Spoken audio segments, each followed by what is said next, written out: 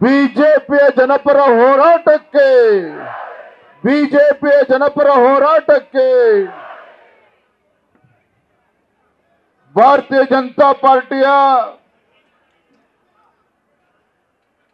ನಿನ್ನೆಯಿಂದ ಪ್ರಾರಂಭ ಆಗಿರ್ತಕ್ಕಂಥ ಅಹೋರಾತ್ರಿ ಧರಣಿ ಹೋರಾಟದಲ್ಲಿ ಭಾಗವಹಿಸಿರ್ತಕ್ಕಂಥ ರೈತ ನಾಯಕರು, ಹುಟ್ಟು ಹೋರಾಟಗಾರ ಚಲದಂಕ ಮಲ್ಲ ಸನ್ಮಾನ್ಯ ಶ್ರೀ BS ಯಡಿಯೂರಪ್ಪನವರೇ, ವಿರೋಧ ಪಕ್ಷದ ನಾಯಕರಾಗಿರ್ತಕ್ಕಂಥ R ಅಶೋಕ್ ರವರೇ, ವಿಪಕ್ಷ ನಾಯಕರಾಗಿರ್ತಕ್ಕಂಥ ಚಲವಾದಿ ನಾರಾಯಣಸ್ವಾಮಿ ಅವರೇ, ವೇದಿಕೆ ಮೇಲೆ ಆಸೀನರಾಗಿರ್ತಕ್ಕಂಥ ಎಲ್ಲ ನಮ್ಮ ಪಕ್ಷದ ಹಿರಿಯ ಶಾಸಕರೇ, ವಿಧಾನ ಪರಿಷತ್ ಸದಸ್ಯರೇ, ದೊಡ್ಡ ಸಂಖ್ಯೆಯಲ್ಲಿ ಆಗಮಿಸಿರ್ತಕ್ಕಂಥ ಎಲ್ಲ ಪಕ್ಷದ ಕಾರ್ಯಕರ್ತರೇ, ಶ್ರದ್ಧೆಯ ತಾಯಂದಿರೇ, ಪತ್ರಿಕಾ ಹಾಗೂ ಮಾಧ್ಯಮದ ಸ್ನೇಹಿತರೆ, ನಿನ್ನೆಯಿಂದ ನಮ್ಮ ಈ ಹೋರಾಟ ಸರ್ಕಾರದ ವಿರುದ್ಧ, ಬಡವರ ರಕ್ತವನ್ನ ಹೀರ್ತಾ ಇರ್ತಕ್ಕಂಥ ಈ ದುಷ್ಟ ಕಾಂಗ್ರೆಸ್ ಸರ್ಕಾರದ ವಿರುದ್ಧ ನಿನ್ನೆಯಿಂದ ನಮ್ಮ ಹೋರಾಟ ಪ್ರಾರಂಭ ಆಗಿದೆ ಅಷ್ಟೇನೆ.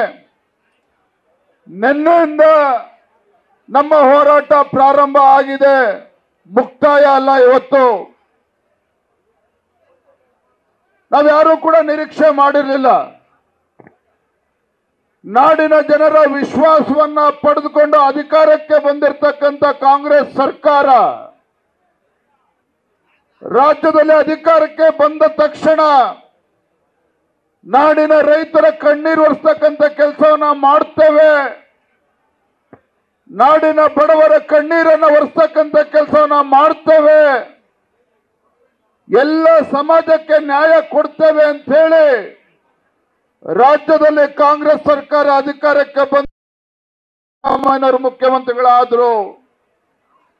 ದುರಂತ ಅಂತ ಹೇಳಿದ್ರೆ ರಾಜ್ಯದ ಚುಕ್ಕಾಣಿ ಹಿಡಿದಿರ್ತಕ್ಕಂಥ ಮುಖ್ಯಮಂತ್ರಿ ಸಿದ್ದರಾಮಯ್ಯನವರು, ಯಾವ ಮುಖ್ಯಮಂತ್ರಿ ಸಿದ್ದರಾಮಯ್ಯನವರು ಬಡವರ ಪರವಾಗಿ, ರೈತರ ಪರವಾಗಿ ಅವರ ಕಣ್ಣೀರನ್ನ ಒರೆಸ್ತೇವೆ ಅಂತ ಹೇಳಿ ಅಧಿಕಾರಕ್ಕೆ ಬಂದಿರತಕ್ಕಂಥ ಸಿದ್ದರಾಮಯ್ಯನವರ ಸಮಾಜವಾದಿ ಮುಖವಾಡ 20 ತಿಂಗಳಲ್ಲಿ ಇವತ್ತು ಕಳಚಿ ಬಿದ್ದಿರ್ತಕ್ಕಂಥದ್ದು. 20 ತಿಂಗಳಲ್ಲಿ ಸಿದ್ದರಾಮಯ್ಯನವರ ಸಮಾಜವಾದಿ ಮುಖವಾಡ ಇವತ್ತು ಕಳಚಿ ಬಿದ್ದಿದೆ. ನಾನು ಈ ವೇದಿಕೆ ಮೂಲಕ ರಾಜ್ಯದ ಮುಖ್ಯಮಂತ್ರಿಗಳಿಗೆ ನಾನು ಕೇಳೋದಕ್ಕೆ ಇಚ್ಛೆ ಪಡ್ತೇನೆ. ಮಾನ್ಯ ಸಿದ್ದರಾಮಯ್ಯನವರೇ, ಅಧಿಕಾರಕ್ಕೆ ಬರುವ ಮುನ್ನ ಪರವಾಗಿರ್ತಕ್ಕಂಥ ಕಾಳಜಿ ಈಗ ಯಾಕೆ ಮರ್ತೋಗಿದೆ? ಸಿದ್ದರಾಮಯ್ಯನವರೇ, ಅಧಿಕಾರಕ್ಕೆ ಬರುವ ಮುಂಚಿತವಾಗಿ ನಾಡಿನ ಬಡವರ ಬಗ್ಗೆ ಇದ್ದಂತ ಕಾಳಜಿ, ವಿರೋಧ ಪಕ್ಷದಲ್ಲಿದ್ದಾಗ ನಿಮ್ಮ ಕಾಳಜಿ, ಅಧಿಕಾರಕ್ಕೆ ಬಂದ ಮೇಲೆ ಮುಖ್ಯಮಂತ್ರಿ ಕುರ್ಚಿ ಮೇಲೆ ಕೂತ ಮೇಲೆ ಯಾಕೆ ಮರ್ತೋಗ್ಬಿಟ್ಟಿದೆ? ಮುಖ್ಯಮಂತ್ರಿ ಸಿದ್ದರಾಮಯ್ಯನವರೇ, ರಾಜ್ಯದಲ್ಲಿ ಅಧಿಕಾರಕ್ಕೆ ಬರೋ ಮುಂಚೆ ಐಂದ ಅಂತ ಹೆಸರು ಹೇಳಿಕೊಂಡು ರಾಜ್ಯದಲ್ಲಿ ಮುಖ್ಯಮಂತ್ರಿ ಕುರ್ಚಿ ಮೇಲೆ ಕೂತ ಮೇಲೆ ಅಹಿಂದನೂ ಇಲ್ಲ, ಏನೂ ಇಲ್ಲ, ಎಲ್ಲ ಹಿಂದುಳಿದ ಸಮಾಜಗಳನ್ನ ತುಳಿದು ರಾಜ್ಯದಲ್ಲಿರ್ತಕ್ಕಂಥ ಎಲ್ಲ ಕಾಯಕ ಸಮುದಾಯಗಳಿಗೆ ಅನ್ಯಾಯ ಮಾಡಿ,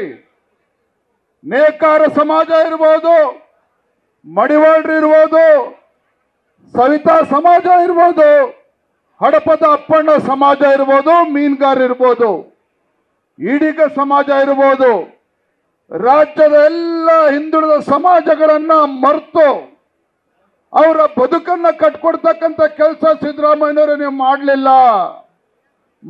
ನೀವು ಮುಖ್ಯಮಂತ್ರಿಗಳಾದ್ಮೇಲೆ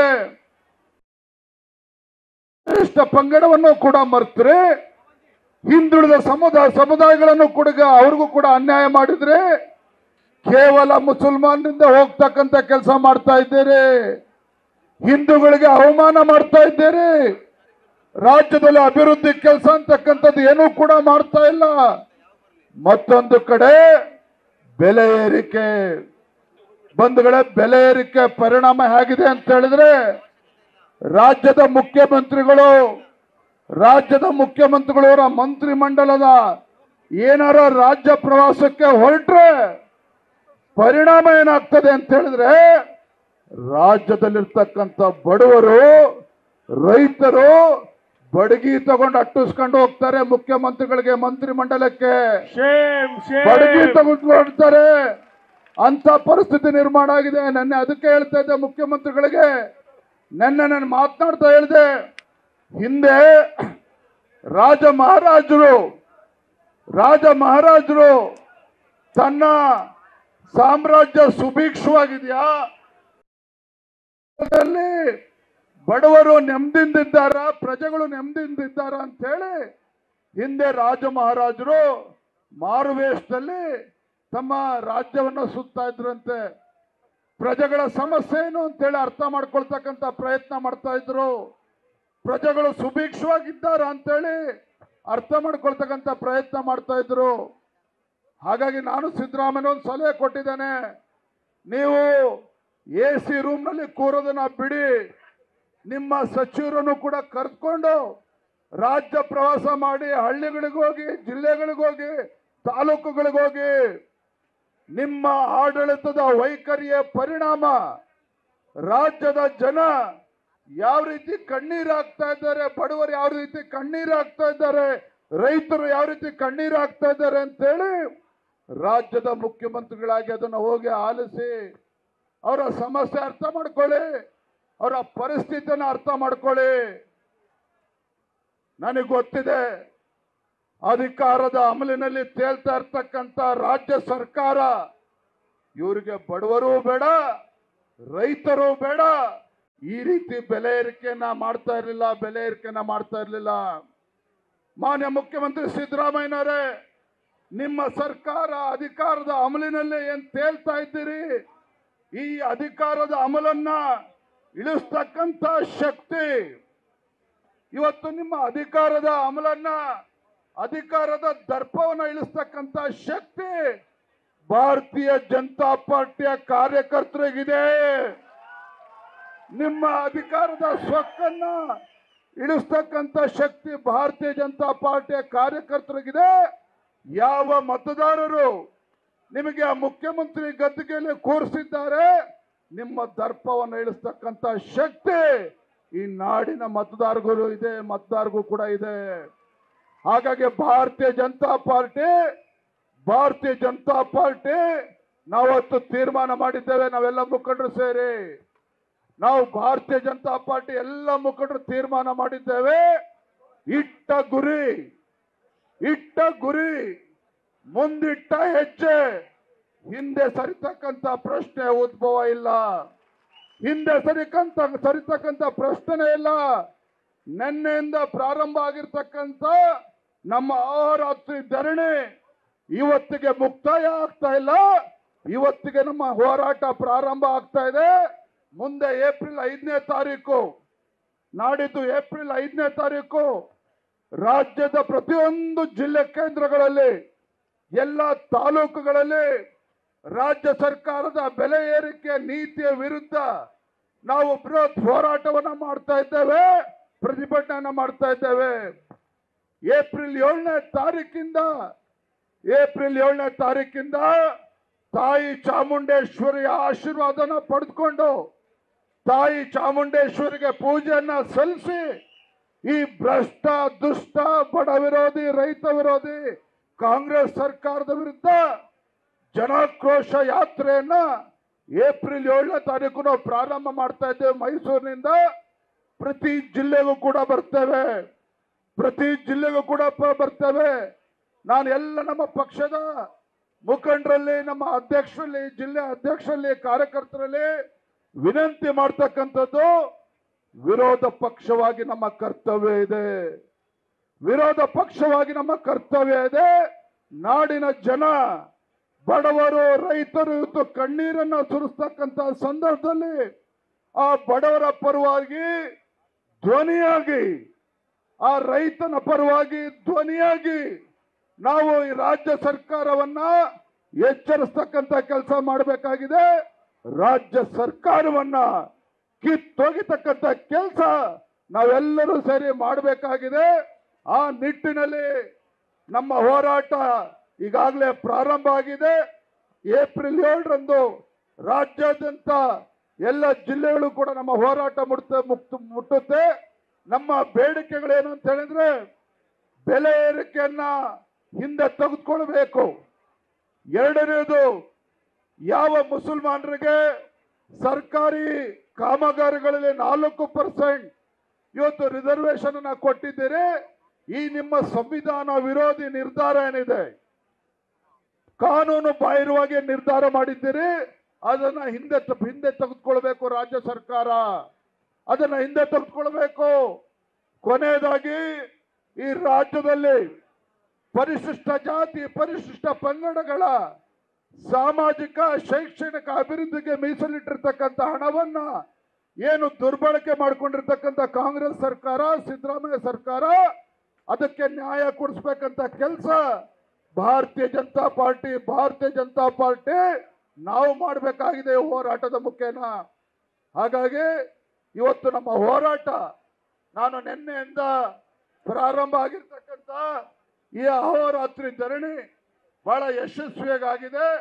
ಇವತ್ತು ಈ ಹೋರಾಟಕ್ಕೆ ಎಲ್ಲ ಇವತ್ತು ವಿಶೇಷವಾಗಿ ಇವತ್ತಿನ ದಿನ ಇವತ್ತು ಯಲಹಂಕ ವಿಶ್ವನಾಥ್ ಅವರ ಕ್ಷೇತ್ರ, ಬೈರ್ತಿ ಬಸವರಾಜ್ ಅವರ ಕ್ಷೇತ್ರ, ನಮ್ಮ ರಘು ಅವರ ಕ್ಷೇತ್ರ, ಮುನಿರತ್ನ ಅವರ ಕ್ಷೇತ್ರ, ಕೃಷ್ಣಪ್ಪನವರ ಕ್ಷೇತ್ರ, ಈ ರೀತಿ ಬೆಂಗಳೂರು ನಗರದ ಎಲ್ಲ ನಮ್ಮ ವಿಧಾನಸಭಾ ಕ್ಷೇತ್ರದಿಂದ ದೊಡ್ಡ ಸಂಖ್ಯೆಯಲ್ಲಿ ನಮ್ಮ ತಾಯಂದ್ರು ಬಂದಿದ್ದೀರಿ.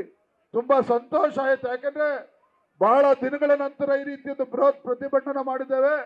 ನನ್ನನ್ನು ಕೂಡ ದೊಡ್ಡ ಸಂಖ್ಯೆಯಲ್ಲಿ ನಮ್ಮ ತಾಯಂದ್ರು ಬಂದಿದ್ರು. ಇವತ್ತು ಕೂಡ ತಾವು ಬಂದಿದ್ದೀರಿ. ಮತ್ತೊಮ್ಮೆ ನಿಮ್ಮ ಬೆಂಬಲಕ್ಕೆ ನಾನು ಈ ಸಂದರ್ಭದಲ್ಲಿ ಧನ್ಯವಾದಗಳನ್ನ ತಿಳಿಸ್ತಾ, ಇವತ್ತು ಏನು ಒಂದು ತಾರ್ಕಿಕ ಅಂತ್ಯ ಇವತ್ತಿನ ಹೋರಾಟ, ಬಹಳ ಪ್ರಮುಖವಾಗಿರ್ತಕ್ಕಂಥ ಘಟ್ಟಕ್ಕೆ ನಾವು ಬಂದಿದ್ದೇವೆ. ನಾವೆಲ್ಲರೂ ಕೂಡ ನಿಶ್ಚಯ ಮಾಡಿದ್ದೇವೆ, ಇವತ್ತು ಏನು ನಿನ್ನೆಯಿಂದ ಪ್ರಾರಂಭ ಆಗಿರ್ತಕ್ಕಂಥ ಅಹೋರಾತ್ರಿ ಧರಣಿ, ಇವತ್ತು ನಮ್ಮೆಲ್ಲ ಕಾರ್ಯಕರ್ತರು ಇವತ್ತು ಈ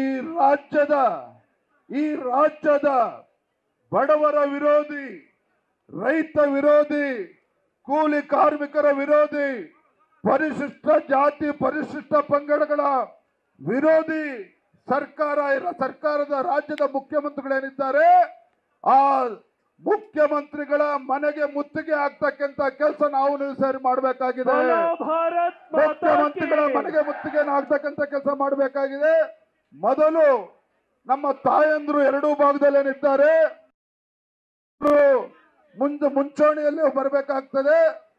ತಾಯಂದ್ರು ಮುಂದೆ ಹೋಗಿ ಮುಖ್ಯಮಂತ್ರಿ ಮನೆಗೆ ಮುತ್ತಿಗೆ ಆಗ್ತಕ್ಕಂಥ ಕೆಲಸ ಪ್ರಾರಂಭ ಮಾಡ್ತಾರೆ. ನಮ್ಮ ಮುಖಂಡರು ಎಲ್ಲರೂ ಕೂಡ ವೇದಿಕೆ ಮೇಲೆ ಇರಬೇಕು, ತಾಯಂದ್ರು ಮುಂದೆ ಇರಬೇಕು, ನಮ್ಮ ಒಬ್ಬರಿಬ್ರು ಶಾಸಕರ ಜೊತೆಲಿರಬೇಕು, ತಾಯಂದ್ರು ಮುಂದೆ ಹೋಗ್ಬೇಕು, ರಾಮಮೂರ್ತಿ ಅವರು ಈ ಕಡೆ ಬರಬೇಕು. ತದನಂತರದಲ್ಲಿ ಇತರ ನಮ್ಮ ಮುಖಂಡರುಗಳು ಈ ಹೋರಾಟದಲ್ಲಿ ಮುಖ್ಯಮಂತ್ರಿ ಮನೆಗೆ ಮುತ್ತಿಗೆ ಆಗ್ತಕ್ಕಂಥ ಕೆಲಸ ಮಾಡಬೇಕು, ಪಾಠವನ್ನ ಕಲಿಸಬೇಕು ಅಂತ ಹೇಳ್ತಾನೆ ಮಾತು ಮುಗಿಸ್ತೇನೆ. ಭಾರತಕ್ಕೆ ಬಿಜೆಪಿ ಹೋರಾಟಕ್ಕೆ ಜಯವಾಗಲಿ, ಬಿಜೆಪಿಯ ಜನಪರ ಹೋರಾಟಕ್ಕೆ ಜಯವಾಗಲಿ. ಇವತ್ತು ಸನ್ಮಾನ್ಯ ಯಡಿಯೂರಪ್ಪನವರ ನೇತೃತ್ವದಲ್ಲಿ ಮುಖ್ಯಮಂತ್ರಿ ಮನೆಗೆ ಮುತ್ತಿಗೆಯನ್ನು ಹಾಕ್ತಾ ಇದ್ದೇವೆ. ನಮಸ್ಕಾರ. ನ್ಯೂಸ್ ಫಸ್ಟ್, ನಿರ್ಭೀತಿಯಿಂದ ನಿಮ್ಮ ಪರವಾಗಿ.